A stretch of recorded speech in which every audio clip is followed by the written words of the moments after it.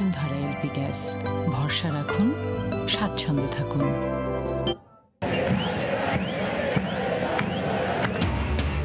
Football ঈশ্বর ম্যারাডোনার জন্য দেশে দেশে শোক, আর্জেন্টিনার প্রেসিডেন্ট প্যালেসে শ্রদ্ধা নিবেদন। কাল বসছে পদ্মা সেতুর ৩৯তম স্প্যান, আর মাত্র দুটি বসলেই দেখা যাবে পুরো সেতু। মেট্রো রেল সম্প্রসারণে এবার ভাঙা হচ্ছে কমলাপুর স্টেশন, সম্মত মন্ত্রণালয়। করোনায় বিপর্যস্ত বিশ্বেও অর্থনৈতিক উন্নয়ন ধরে রেখেছে বাংলাদেশ, বললেন প্রধানমন্ত্রী। সরকারি কর্মকর্তাদের স্বাস্থ্যবিধি মেনে চলার আহ্বান। সিঙ্গাপুরে সালাউদ্দিন কাদের চৌধুরীর ৮,০০০ কোটি টাকার সন্ধান ফিরিয়ে আনতে উদ্যোগ নেওয়া হবে, জানালেন অ্যাটর্নি জেনারেল।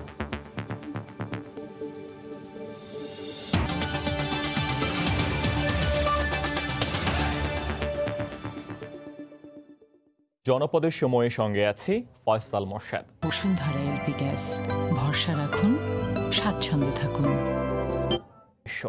তার চলে যাওয়া মানতেই পারছেন না কোটি ভক্ত। করোনা সংক্রমণের ঝুঁকি উপেক্ষা করেই আর্জেন্টিনার বুয়েনোস আয়ার্সের রাস্তায় নেমে আসেন তারা। আর্জেন্টিনার প্রেসিডেন্ট প্যালেসে চলছে ভক্তদের শ্রদ্ধা নিবেদন। দেশটিতে ৩ দিনের শোক ঘোষণা করা হয়েছে। আর্জেন্টিনার প্রেসিডেন্ট জানিয়েছেন শেষকৃত্য হবে রাষ্ট্রীয়ভাবে।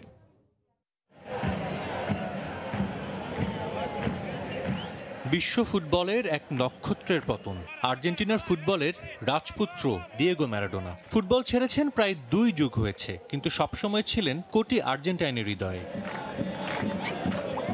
আর্জেন্টাইনদের কাছে ফুটবল উপাসনার মতো, আর ম্যারাডোনা ঈশ্বর। মহাতারকার প্রতি ভালোবাসা শুধু দেশের মানচিত্রে সীমাবদ্ধ ছিল না, দেশের সীমানা পেরিয়ে বিশ্বের সবচেয়ে বড় তারকাদের একজনের নাম ম্যারাডোনা। ফিওরিতো চলে যাওয়ায় শেষ হলো ফুটবল ইতিহাসের রোমাঞ্চকর এক অধ্যায়েরও। আর্জেন্টাইনদের হিরো ম্যারাডোনার মৃত্যুতে স্তব্ধ পুরো দেশ। চলছে ৩ দিনের রাষ্ট্রীয় শোক। ম্যারাডোনার মরদেহ রাখা হয়েছে প্রেসিডেন্সিয়াল প্যালেস কাসা রোসাডাতে। চিরনিদ্রায় শায়িত হবার আগে শেষবার ম্যারাডোনাকে দেখতে কাসা রোসাডায় ভক্তদের ঢল, যেখানে করোনা সংক্রমণের ঝুঁকিও তাদের কাছে তুচ্ছ। আর্জেন্টিনার জার্সিতে বিশ্ব জয় করা কিংবদন্তির বিদায়ের আগেও সেই আবহ। সাদা আকাশী পতাকায় মোড়ানো ম্যারাডোনার কফিন। প্রিয় তারকাকে এভাবে দেখে অনেকেই নিয়ন্ত্রণ করতে পারেননি আবেগ। ম্যারাডোনাকে শ্রদ্ধা নিবেদন করতে গিয়ে বেঁধেছে বিশৃঙ্খলাও। পুলিশ আর ভক্তদের মধ্যে ধাওয়া পাল্টা ধাওয়া হয়েছে, আটকও হয়েছেন অনেকে। বুয়েনোস আয়ার্সের দক্ষিণে ম্যারাডোনার জন্মস্থান লানুস শহরেও চলছে শোকের মাতম। তার আদিভিটার সামনে জড়ো হন ভক্তরা। সবাই বলছেন পৃথিবী থেকে দেহাবসান হয়েছে, তবে কীর্তিতে অবিনশ্বর থাকবেন দিয়েগো ম্যারাডোনা। সাজিদ মুস্তাহিদ, সময় সংবাদ। আর্জেন্টিনার পর ইতালি ছিল ফুটবল জাদুকরের দ্বিতীয় ঘর। দেশটির ন্যাপোলির স্টেডিয়ামের বাইরে ম্যারাডোনার প্রতি শ্রদ্ধা জানাতে জড়ো হয়েছেন হাজার হাজার মানুষ। মিস্টার টেনের দীর্ঘদিনের ক্লাব ছিল এখানেই। ইতালি থেকে আরও জানাচ্ছেন সহকর্মী মাকসুদ রহমান। জাদুকর ম্যারাডোনা, দিয়েগো ম্যারাডোনার স্মৃতি বিজড়িত এই ইটালির ন্যাপোলিতে রয়েছে যৌবনের মুহূর্তগুলো, যেই মুহূর্তগুলো ম্যারাডোনা কাটিয়েছেন নাপোলিতে এবং জয় করেছেন বিশ্ব ফুটবলের মহেন্দ্রক্ষণগুলো। নাপোলিকে দিয়েছেন তিনি সবগুলো ট্রফির স্বাদ।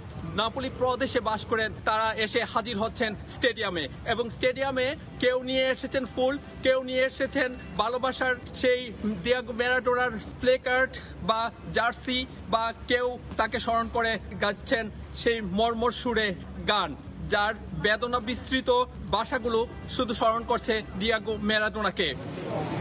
সমগ্র ইতালির সব শ্রেণীর মানুষের মধ্যে রয়েছে ম্যারাডোনার প্রতি ভালোবাসা, আর সেই ভালোবাসা অকৃত্রিম, যা প্রকাশ করার মতো নয়। ইতালির হতে মাকসুদ রহমান, সময় সংবাদ। অন্য প্রসঙ্গ, আগামীকাল পদ্মা সেতুতে যুক্ত হচ্ছে আরেকটি নতুন স্প্যান। সেতুর ৩৯তম স্প্যানটি মাঝ নদীতে বসানো হলে দৃশ্যমান হবে ৫,৮৫০ মিটার সেতু। স্প্যান বসানোর সব প্রস্তুতি এরই মধ্যে সেরে ফেলা হয়েছে বলে জানিয়েছেন প্রকল্প পরিচালক। বাকি দুটি স্প্যান বসানো হবে ডিসেম্বর মাসে। সাইফুল ইসলামের ছবিতে আরও জানাচ্ছেন এহসান জুয়েল। একেবারে শুরুর দিনগুলোতে পদ্মা সেতুতে স্প্যান বসানো হয় জাজিরা প্রান্তে। নকশা জটিলতায় মাওয়া প্রান্তের অনেকগুলো পিলারের কাজ আটকে থাকায় স্প্যান ও পিলার দুটি কাজে অগ্রাধিকার পেয়েছে জাজিরা প্রান্ত। এই প্রান্তে তাই পাট থেকে টানা বসানো আছে 29টি স্প্যান। জটিলতা কেটে যাওয়ার পর গতি পেয়েছে মাওয়া প্রান্তের কাজও। সবশেষ 7টি স্প্যানই বসানো হয়েছে এখানে। সব মিলে এখন মাওয়া প্রান্তেও পাট থেকে শুরু করে দৃশ্যমান আছে 9টি স্প্যান।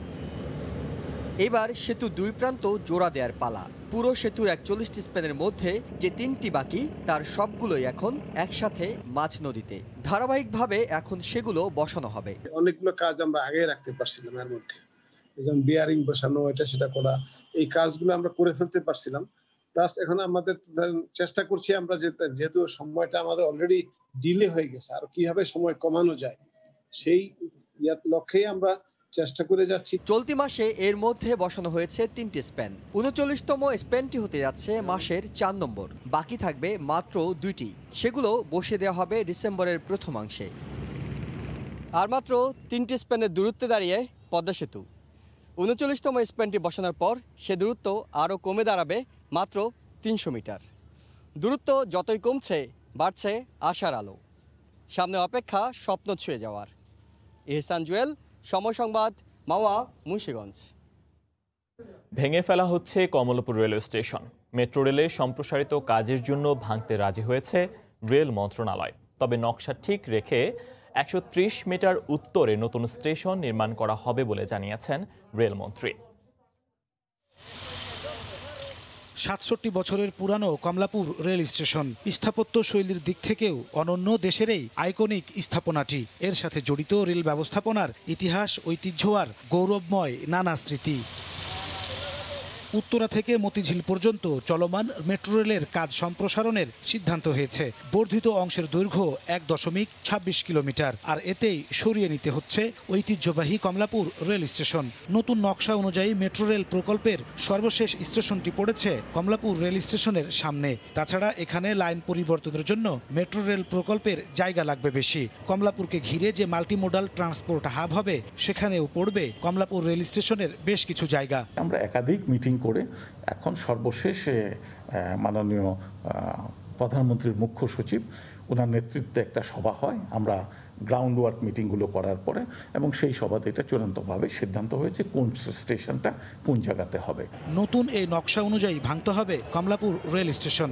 মেট্রো রেলের এই প্রস্তাবের সাথে সম্মত হয়েছে রেলপথ মন্ত্রণালয়ও। তবে মন্ত্রী বলছেন, দেশের ইতিহাস, ঐতিহ্য, নির্মাণ শৈলীর কথা বিবেচনায় রেখে বর্তমান স্টেশন ভবনের আদলে আরও একটি ভবন নির্মাণ করা হবে। স্টেশন বিল্ডিং যেটা আছে কমলাপুর, সেটার একটা রিপ্লিকা তারা এই যে পাশের এই জায়গায়, এইখানে যে স্পেসটা আছে এই পাশের এই জায়গায় তারা তৈরি করে দেবে। ওইটাই হবে, একটু সরাই নিয়ে একই বিল্ডিং থাকবে। কবে থেকে কমলাপুর রেল স্টেশন ভাঙা শুরু হবে বা নির্মাণ কাজ শুরু হবে সে ব্যাপারে এখনো চূড়ান্ত সিদ্ধান্ত হয়নি বলে জানান রেলপথ মন্ত্রী। আপনার কমলাপুর স্টেশন পর্যন্ত। নাজমুস্তালিহি, সময় সংবাদ, ঢাকা। প্রধানমন্ত্রী শেখ হাসিনা বলেছেন, করোনায় বিপর্যস্ত বিশ্বেও অর্থনৈতিক উন্নয়ন ধরে রেখেছে বাংলাদেশ। দ্বিতীয় ঢেউ থেকে মানুষকে রক্ষায় প্রশাসনের কর্মকর্তাদের মাঠ পর্যায়ে সক্রিয় ভূমিকা রাখার আহ্বান জানান তিনি। সকালে গণভবন থেকে ভিডিও কনফারেন্সে আইন ও প্রশাসন প্রশিক্ষণ কোর্সের সনদ বিতরণ অনুষ্ঠানে বক্তব্য রাখেন প্রধানমন্ত্রী। বলেন, সেবা দেওয়ার মানসিকতা নিয়ে কাজ করতে হবে প্রশাসনের কর্মকর্তাদের। করোনার ধাক্কা লেগেছে সরকারি কর্মকর্তাদের প্রশিক্ষণ কোর্সেও। জনপ্রশাসনে নতুনভাবে অন্তর্ভুক্ত কর্মকর্তাদের আইন ও প্রশাসনের খুঁটিনাটি দিক জানতে হয়। এই লক্ষ্যে চলতি বছরের 5 জানুয়ারি 116, 17 ও 18তম ব্যাচের আইন ও প্রশাসন কোর্স শুরু হয়। 5 মাস ব্যাপী এই কোর্স এবার অনলাইনে সম্পন্ন করলেন প্রজাতন্ত্রের নবীন কর্মকর্তারা। বৃহস্পতিবার সকালে গণভবন থেকে ভিডিও কনফারেন্সে শাহবাগের আইন ও প্রশাসন একাডেমিতে এই কোর্স সম্পন্ন করা কর্মকর্তাদের সনদ বিতরণ অনুষ্ঠানে উপস্থিত ছিলেন প্রধানমন্ত্রী ও জনপ্রশাসন মন্ত্রী শেখ হাসিনা। 46 জন নারী ও 70 জন পুরুষ কর্মকর্তা এবারের কোর্স সম্পন্ন করেছেন। কৃতি প্রশিক্ষণার্থীদের দেয়া হয় রেক্টরস অ্যাওয়ার্ড। অনুষ্ঠানের সভাপতি সরকার প্রধান বলেন, লক্ষ্য ছাড়া জাতি এগিয়ে যেতে পারে না। তিনি বলেন, অর্জিত জ্ঞান নিয়ে মানুষের সেবায় নিয়োজিত হতে হবে কর্মকর্তাদের। দেশটাকে উন্নত করতে হলে বিশ্বের সাথে তাল মিলিয়ে চলার মতো উপযুক্ত আমরা কর্মচারী গড়ে তুলতে চাই, যেন মানুষ তার সেবাটা পায়। সেটাই আপনারা দেবেন, এটাই আপনাদের কাজ। গবেষণা এবং বিজ্ঞানের প্রভাব তার সঙ্গে সামঞ্জস্য রেখে সেইভাবে পরিকল্পনা নিয়ে দেশকে এগিয়ে নিয়ে যেতে হবে। করোনার অস্বাভাবিক পরিস্থিতিতে কর্মস্থলে যোগ দেয়া এসব কর্মকর্তাদের শেখ হাসিনা বলেন, দ্বিতীয় ঢেউ থেকে মানুষ বাঁচাতে আরও সক্রিয় হতে হবে মাঠ পর্যায়ে। এটা যেন বিস্তার না লাভ করতে পারে তার জন্য যথাযথভাবে স্বাস্থ্য বিধি মেনে আপনারা চলবেন, কারণ দ্বিতীয় যে ঢেউটা আসছে সেটা কী পর্যায়ে যাবে এখনও আমরা জানি না। অনেক দেশ এখন অলরেডি তারা লকডাউন করে ফেলেছে, অনেকে কারফিউ দিচ্ছে। আমরা এখনও সহনশীল অবস্থায় আছি, কিন্তু আমাদেরকে খুব সাবধানে চলতে হবে। মানবিক সমাজ গড়তেও দলমত নির্বিশেষে সবার বিরুদ্ধে ব্যবস্থা নেয়ার জন্য উদ্যোগী হতে কর্মকর্তাদের নির্দেশ দেন সরকার প্রধান। মাদক, সন্ত্রাস, জঙ্গিবাদ, দুর্নীতি এর বিরুদ্ধে। দেবাশিস রায়, সময় সংবাদ, ঢাকা। সৌদি সরকারের সহায়তায় দেশের 8টি বিভাগে 8টি আধুনিক সুযোগ সুবিধা সম্বলিত আইকনিক মসজিদ নির্মাণ করা হবে বলে জানিয়েছেন প্রধানমন্ত্রী শেখ হাসিনা। সকালে গণভবনে ঢাকায় নবনিযুক্ত সৌদি রাষ্ট্রদূত ইসা বিন ইউসেফ আল দুহাইলান সঙ্গে সৌজন্য সাক্ষাতের সময় বিষয়টি জানান শেখ হাসিনা। বেলা 10:30টায় গণভবনে প্রধানমন্ত্রীর সঙ্গে সৌজন্য সাক্ষাৎ করেন সৌদি রাষ্ট্রদূত। পরে প্রধানমন্ত্রীর প্রেস সচিব সাংবাদিকদের বলেন, উপজেলা পর্যায়ে সৌদির সহায়তায় 560টি মসজিদ কাম ইসলামী সংস্কৃতি কেন্দ্র গড়ে তোলা হচ্ছে। সৌদির সাথে দ্বিপক্ষীয় সম্পর্ক আগামীতে আরও এগিয়ে যাবে বলেও জানান প্রধানমন্ত্রী। জাতীয় মসজিদ বাইতুল মোকাররমের সংস্কার কার্যক্রমের বিষয়টিও তুলে ধরেন শেখ হাসিনা। এ সময় সৌদি রাষ্ট্রদূত বলেন, বাংলাদেশের বিনিয়োগ বান্ধব পরিস্থিতি কাজে লাগাতে আগ্রহী তার দেশ। পরে বেলা 11টায় প্রধানমন্ত্রীর সাথে সৌজন্য সাক্ষাৎ করেন ঢাকায় নিযুক্ত ভুটানের রাষ্ট্রদূত রিনচেন কুয়েন্টেসেল। এ সময় ঢাকা ভুটান দ্বিপক্ষীয় ইস্যুতে প্রধানমন্ত্রীর সঙ্গে কথা বলেন এই কূটনীতিক। সৌজন্য সাক্ষাতের সময় উপস্থিত ছিলেন প্রধানমন্ত্রীর প্রেস সচিব ইহসানুল করিম, কার্যালয়ের সচিব তোফাজ্জেল হোসেন সহ ঊর্ধ্বতন কর্মকর্তারা। করোনার ধাক্কা লেগেছে প্রতিটি পরিবারেই। মার্চ থেকে পারিবারিক আয় কমেছে গড়ে 4,000 টাকা। দ্বিতীয় ধাক্কায় অর্থনীতি সামাল দিতে এখন থেকে প্রস্তুতি নেওয়ার তাগিদ বাণিজ্যমন্ত্রীর। প্রথম দফার পুনরুদ্ধার প্যাকেজে বাস্তবায়নে ধীর গতি আছে বলে মন্তব্য করেছেন বাণিজ্যমন্ত্রী টিপু মুনশি। রাজধানীতে এক সেমিনারে কথা বলেন মন্ত্রী। এদিকে অর্থনীতিবিদরা বলছেন, প্রণোদনার প্রাথমিক ধাক্কা সামাল দিতে কাজ করেছে, তবে যারা চাকরি হারিয়েছেন এবং ছোট ব্যবসা করেন তাদের ক্ষেত্রে তেমন কাজে আসেনি। করোনার তাণ্ডবে সারা বিশ্বের অর্থনীতি লণ্ডভণ্ড করে দিয়েছে। তার প্রভাব পড়েছে বাংলাদেশেও। 26 মার্চ থেকে টানা 66 দিনের লকডাউনে অনেকটা স্থবির অর্থনীতি। লক্ষ্যমাত্রা 8.2%-এর বিপরীতে প্রবৃদ্ধি হয়েছে 5.4%। এই পরিসংখ্যানই বলে দেয় কতটা গ্রাস করেছে করোনা। তাৎক্ষণিক টিকে থাকার যুদ্ধে 21টি খাতের জন্য সরকার 1,21,000 কোটি টাকার প্রণোদনা প্যাকেজ ঘোষণা করে। তা থেকে 38 লাখ শ্রমিকের বেতন সহায়তা দেয়া গেছে। 40,000 কোটি টাকার শিল্প সেবা খাতের নগদ মূলধন সহায়তার প্রায় 23,000 কোটি টাকা দেওয়া হয়েছে। তবে প্রণোদনা প্যাকেজে এসএমই খাতের জন্য বরাদ্দ 20,000 কোটি টাকার মধ্যে 40,000 উদ্যোক্তা নিতে পেরেছেন 6,300 কোটি টাকা। সব মিলে এখন পর্যন্ত 55% ব্যয় করা গেছে প্রণোদনা প্যাকেজের। করোনার জন্য যে প্যাকেজ দিয়েছে সরকার, তা দিয়ে বাংলাদেশের অর্থনীতির উপকার হয়েছে। তবে গরিব ও ক্ষুদ্র ব্যবসায়ীরা ব্যাংক থেকে সহায়তা নিতে পারেন না। তাদের কাছে আর্থিক সহায়তা পৌঁছে দিতে পিকেএসএফ, পল্লী সঞ্চয় ব্যাংকের মতো প্রতিষ্ঠান কাজে লাগিয়ে বিকল্প উপায় ব্যবহার করা উচিত। প্রণোদনা প্যাকেজ অর্থনীতিতে অর্থের যোগান বাড়িয়েছে। অন্যদিকে অনেকটা ঝুঁকি নিয়ে পোশাক সহ অন্যান্য কারখানা খুলে দেয় অর্থনীতিতে গতি বেড়েছে। তবে প্যাকেজ বাস্তবায়নে কর্মসংস্থান কত সৃষ্টি হয়েছে তার কোনো পরিসংখ্যান নেই। বাণিজ্যমন্ত্রী বলছেন, করোনার দ্বিতীয় ধাক্কা সামাল দিতে এখনই ভাবতে হবে। এই এমপ্লয়মেন্ট সৃষ্টি না করতে পারলে তো এগোনো যাবে না, সমস্যা আমাদের হবেই দেশে। একদিকে টিকিয়ে রাখা, আবার তা বাড়ানো। কোভিড-19 মোকাবিলায় সরকারের নেয়া প্রণোদনা প্যাকেজ বিষয়ে 3টি মতবিনিময় সভার আয়োজন করেছে অর্থ মন্ত্রণালয়। করোনার প্রথম ধাক্কা সামাল দিতে না দিতে দ্বিতীয় ধাক্কার আবির্ভাব। প্রথম ধাক্কার যে প্রণোদনা প্যাকেজ, সেই প্রণোদনা প্যাকেজ এখনও পর্যন্ত প্রায় অর্ধেকই বাকি থেকে গেছে। আবার যাও বা দেওয়া হয়েছে তার ছোট বা ক্ষুদ্র উদ্যোক্তারা খুব একটা সুবিধা করতে পারেননি, যার ফলে এর প্রভাব পড়েছে কর্মসংস্থানেও। তাই দ্বিতীয় ধাক্কার যে প্রস্তুতি, সেই প্রস্তুতিতে ছোট বা মাঝারি শিল্পের যে উদ্যোক্তারা আছেন তাদের জন্য সবচেয়ে বেশি গুরুত্ব দেওয়ার তাগিদ দিয়েছেন আলোচকরা। সানবীর রূপল, সময় সংবাদ, ঢাকা। একজন বাংলাদেশির বিলিয়ন ডলারের বেশি পড়ে আছে সিঙ্গাপুরের বিভিন্ন ব্যাংকে। অনুসন্ধানে জানা গেছে টাকাগুলো যুদ্ধাপরাধ মামলায় মৃত্যুদণ্ড কার্যকর হওয়া সালাউদ্দিন কাদের চৌধুরীর। যদিও তার পরিবারে টাকার মালিকানা দাবি না করায় বাধে জটিলতা। দুদক রাষ্ট্রপক্ষ বলছে সব অর্থ ফিরিয়ে আনার উদ্যোগ নেওয়া হবে। গেল বেশ কয়েকদিন ধরে আলোচনায় অর্থ পাচার। কানাডার বেগমপাড়া, মালয়েশিয়া কিংবা সিঙ্গাপুরে অর্থ পাচারকারীদের নাম জানতে চায় সবাই। অর্থ পাচারকারীদের তালিকা খুঁজতে গিয়ে বেরিয়ে আসে থলের বিড়াল। 1-2 টাকা নয়, লক্ষ কোটিও নয়, সে কিনা পাচার করেছে বিলিয়ন ডলারেরও বেশি। তার নাম সালাউদ্দিন কাদের চৌধুরী। যুদ্ধাপরাধ মামলায় ফাঁসি কার্যকর হয়েছে তার। জীবদ্দশায় সাকা চৌধুরী পাচার করেছেন এই অর্থ, যা রক্ষিত আছে সিঙ্গাপুরের বিভিন্ন ব্যাংকে। আসার কথা হলো পাচার করা এই অর্থ ফিরিয়ে আনার উদ্যোগ নিয়েছে সরকার। দুদক আইনজীবী জানান, ফিরিয়ে আনার প্রক্রিয়াটি জটিল হলেও অসম্ভব নয়। যেসব দেশের সঙ্গে আমাদের এক্সট্রাডিশন ট্রিটি নাই, সেসব দেশের মধ্যে একমাত্র ইন্টারপোল ছাড়া সম্ভব না বর্তমান এক্সিস্টিং আইনে। কিন্তু টাকা ফিরিয়ে আনা সম্ভব আইনি প্রক্রিয়ার মাধ্যমে, একটু সময় সাপেক্ষ। অ্যাটর্নি জেনারেল জানান, মিউচুয়াল লিগ্যাল অ্যাসিস্ট্যান্টের মাধ্যমে সব টাকা ফেরত আনার উদ্যোগ নেবেন তারা। বাংলাদেশ থেকে যে থাকে আর যদি অবৈধ টাকা হয় তো আমরা এটা ফেরত আনার জন্য সর্বোচ্চ চেষ্টা করবো, আইনগতভাবে সর্বরকম চেষ্টা করবো। মুদ্রা পাচারের পরিসংখ্যান বলছে, আন্তর্জাতিক বাণিজ্যের মাধ্যমে বাংলাদেশ থেকে প্রতি বছর পাচার হয় গড়ে 753 কোটি 27 লাখ ডলার। বর্তমান বাজার দরে 64,000 কোটি টাকা। আফজাল হোসেন, সময় সংবাদ, ঢাকা। আবারও ম্যারাডোনার মৃত্যুর প্রসঙ্গ। ফুটবল জাদুকরের প্রতি শ্রদ্ধা জানাচ্ছেন আর্জেন্টিনার প্রেসিডেন্ট আলবার্তো ফার্নান্দেজ। সরাসরি চলে যাচ্ছি আর্জেন্টিনার বুয়েনোস আয়ার্সে।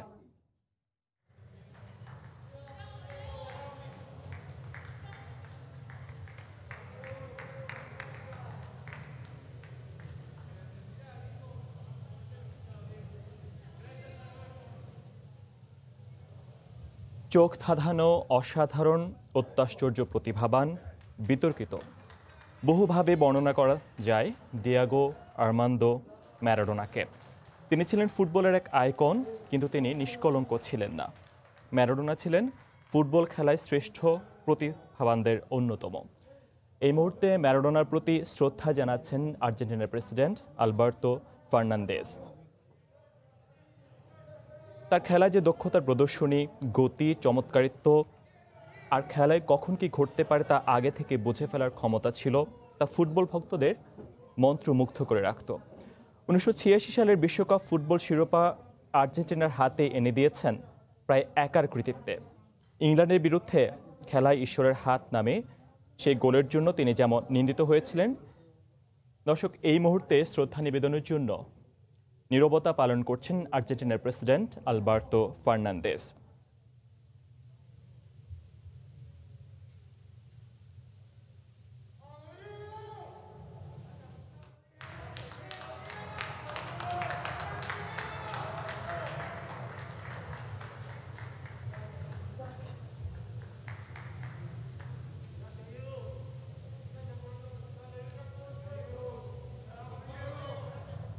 মাত্র 16 বছর 120 দিন বয়সে আন্তর্জাতিক ফুটবলে অভিষেক ঘটে ম্যারাডোনার। 491টি ম্যাচ খেলেছেন তিনি এবং 259টি গোল করেছেন। অল্প বয়সে লস কাবালিও যুবদলে খেলার সময় তার নৈপুণ্যে 136টি ম্যাচে সেই দল অপরাজিত ছিল। আর্জেন্টিনা দলের জন্য খেলোয়াড়দের তুলনায় তিনি ছিলেন খর্বাকায়, মাত্র 5 ফুট 5 ইঞ্চি লম্বা।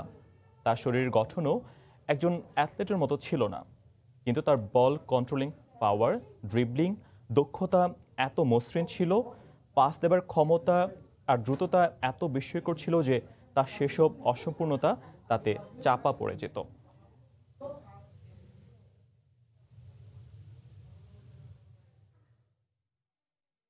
দর্শক, ফুটবল জাদুকর দিয়েগো ম্যারাডোনার প্রতি শ্রদ্ধা জানিয়েছেন আর্জেন্টিনার প্রেসিডেন্ট আলবার্তো ফার্নান্দেজ।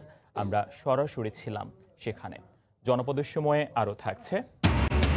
দর নিয়ে সমঝোতা না হওয়ায় হাট থেকে ধান কিনছেন না মিলাররা। নওগাঁয় একদিনেই দাম কমে গেছে প্রতি মণে 100 টাকা। খাদ্য বিভাগের সঙ্গে চালের দর নিয়ে সমঝোতা না হওয়ায় হাটে ধান কেনা থেকে পিছুটান দিয়েছে মিলাররা। এতে একদিনের ব্যবধানে মন প্রতি 100 টাকা দর পড়েছে ধানের। হঠাৎ ধানের দর কমে যাওয়ায় হিসাব মেলাতে পারছেন না কৃষক। ধানের দর নিয়ন্ত্রণ ব্যবসায়ীদের কারসাজি বলে অভিযোগ চাষিদের। চালের দর বাড়ানো নিয়ে বুধবার বিকেলে খাদ্যমন্ত্রী সাধন চন্দ্র মজুমদারের সাথে 3.5 ঘন্টা বৈঠক করে রংপুর ও রাজশাহী বিভাগের মিলাররা। কিন্তু বৈঠকে চালের পূর্ণ দর বাড়ানো যাবে না বলে ছাপ জানিয়ে দেন খাদ্যমন্ত্রী। এ বৈঠকের একদিন পরই নওগাঁর হাটগুলোতে ধানের দর মন প্রতি 100 টাকা পর্যন্ত কমে গেছে। ধানের এমন দর পতনে হিসাব মেলাতে পারছেন না কৃষকেরা। হাটে আমাদের কোনো ব্যবসায়িক নাই, আজকে হাটের ধান বেচতে আসছে, হঠাৎ ধানের দাম কম। 1000 টাকা মন আজকে, অন্য সময় 1050-1100 টাকা মন ধান।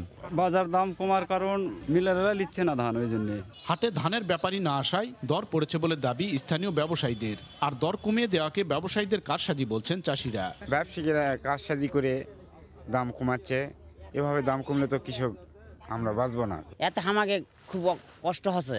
কৃষকের অভিযোগ সঠিক নয় দাবি করে চালের দরের সাথে হিসেব কষে ধান কেনার কথা বলছেন ব্যবসায়ী নেতারা। অসামঞ্জস্যপূর্ণ বাজার, ধান এবং চাউলের সমন্বয় নেই।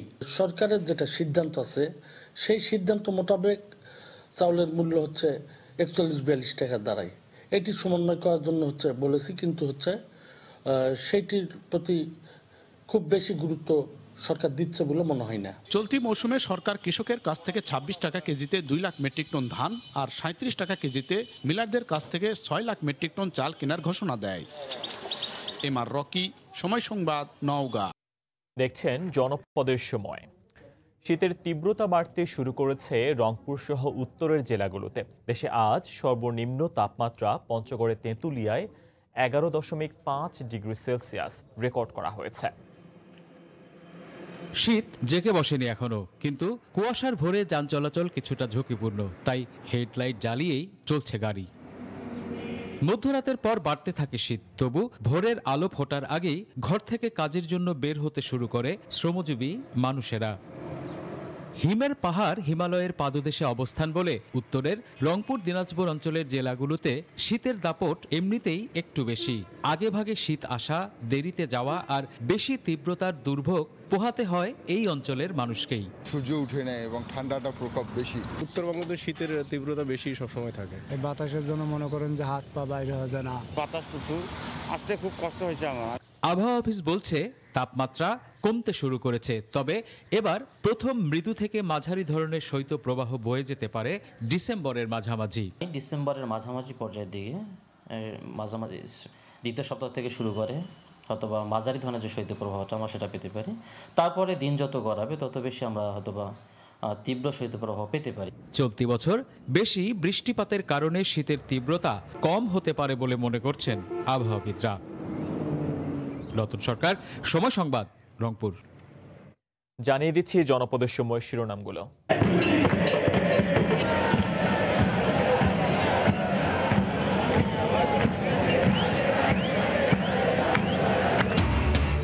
ফুটবল ঈশ্বর ম্যারাডোনার জন্য দেশে দেশে শোক। আর্জেন্টিনার প্রেসিডেন্ট প্যালেসে শ্রদ্ধা নিবেদন। মিরপুরে কাল বসছে পদ্মা সেতুর 39তম স্প্যান, আর মাত্র 2টি বসলে দেখা যাবে পুরো সেতু। মেট্রো রেল সম্প্রসারণে এবার ভাঙা হচ্ছে কমলাপুর স্টেশন, সম্মত মন্ত্রণালয়। এবং করোনায় বিপর্যস্ত বিশ্বেও অর্থনৈতিক উন্নয়নে ধরে রেখেছে বাংলাদেশ, বললেন প্রধানমন্ত্রী। সরকারি কর্মকর্তাদের স্বাস্থ্যবিধি মেনে চলার আহ্বান। এই ছিল এখনকার মতো, সঙ্গে থাকুন সময়।